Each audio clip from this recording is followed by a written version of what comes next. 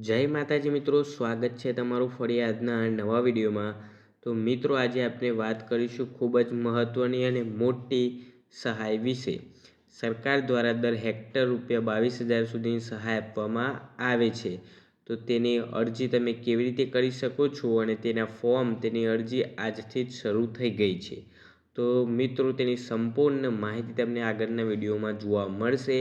તો વિડીયોને બિલકુલ સ્કીપ કર્યા વગર વિડીયોના અંત સુધી બન્યા રહેજો। અને વિડીયો પસંદ આવે તો વિડીયોને લાઇક કરજો અને ચેનલ પર નવા હોય તો ચેનલને સબસ્ક્રાઈબ કરજો। અને કોઈ પણ પ્રકારનો પ્રશ્ન હોય તો કોમેન્ટમાં જરૂરથી જણાવજો। તો મિત્રો, ગુજરાતના ખેડૂતો માટે આજે ખૂબ જ મહત્ત્વની કાર્યવાહી થઈ ગઈ છે। રાજ્ય સરકારે ભારે વરસાદ, આંધીઓ અને ખરાબ વાતાવરણને કારણે પાકને થયેલા વિશાળ નુકસાનને ધ્યાનમાં રાખીને સહાય યોજના અમલમાં મૂકી છે। સરકારની જાહેરાત મુજબ પાકના નુકસાન માટે દર હેક્ટર ₹22,000 સુધીની સહાય આપવામાં આવશે। આ સહાય ખાસ કરીને એવા ખેડૂતો માટે છે જેમના ખેતરોમાં છેલ્લા દિવસોમાં કુદરતી આફતોને કારણે પાક બરબાદ થયો છે। રાજ્ય સરકારે આજે આ યોજનાની સત્તાવાર શરૂઆત કરી છે, જેથી ખેડૂતોને તાત્કાલિક રાહત મળી શકે। તો મિત્રો, આજે એટલે કે 14 નવેમ્બર બપોરે 12 વાગ્યાથી ખેડૂતોએ સહાય માટે ઓનલાઈન અરજી કરવાની પ્રક્રિયા શરૂ થઈ ગઈ છે। સરકાર દ્વારા બનાવેલા સત્તાવાર પોર્ટલ krp.gujarat.government.in ખુલ્લું મુકાયું છે અને આ પોર્ટલ આગામી 15 દિવસ સુધી ચાલુ રહેશે। ખેડૂતોને આ પોર્ટલ મારફતે પોતાનું રજિસ્ટ્રેશન, ખેતરની વિગતો અને પાકના નુકસાનની માહિતી નોંધવાની સુવિધા આપવામાં આવી છે। અરજી પ્રક્રિયા સરળ રાખવામાં આવી છે, જેથી દરેક ખેડૂત સમયસર અને અવરોધ વિના સહાય માટે અરજી કરી શકે। ખેડૂતોને અરજી માટે આધાર કાર્ડ, બેંક પાસબુક, જમીનના દસ્તાવેજો જેવી જરૂરી વિગતો આપવી પડે છે।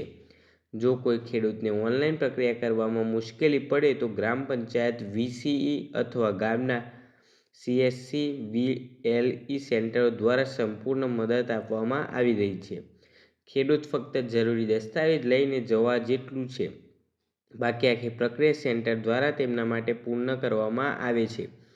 આ રીતે સરકારે ખાતરી કરી છે કે ટેકનિકલ મુશ્કેલી પણ કોઈ ખેડૂતના માર્ગમાં અવરોધ નહીં બને। સરકારે આ પણ સ્પષ્ટ કર્યું છે કે અરજી સ્વીકાર્યા પછી નુકસાનની ચકાસણી કરવામાં આવશે અને સહાયની રકમ સીધી ખેડૂતના બેંક ખાતામાં જમા થશે। કોઈ મધ્યસ્થની જરૂર નહીં પડે અને સંપૂર્ણ પ્રક્રિયા પારદર્શક રાખવામાં આવશે। ખેડૂતોને સૂચના આપવામાં આવી છે કે પોતાની અરજીમાં મોબાઈલ નંબર અને બેંકની વિગતો સાચી દાખલ કરવી, જેથી સહાય સંબંધિત તમામ માહિતી SMS દ્વારા સમયસર પ્રાપ્ત થઈ શકે। મોટાભાગે આજથી શરૂ થયેલી આ યોજના ગુજરાતના લાખો ખેડૂતો માટે મોટું રાહતનું પગલું સાબિત થઈ શકે છે। પાકના નુકસાનનો સીધો આર્થિક બોજ ઘટે અને આગામી સિઝન માટે ખેડૂત વધુ આત્મવિશ્વાસ સાથે તૈયારી કરી શકે તે માટે સરકારની આ સહાય ઉપયોગી રહેશે।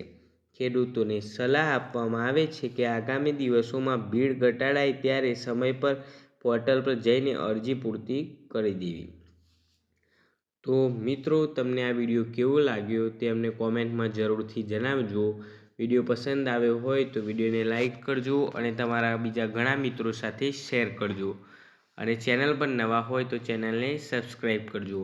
અને કોઈ પણ પ્રકારનો પ્રશ્ન હોય તો કોમેન્ટમાં જરૂરથી જણાવજો। મળીએ બીજા વિડીયોમાં। જય માતાજી।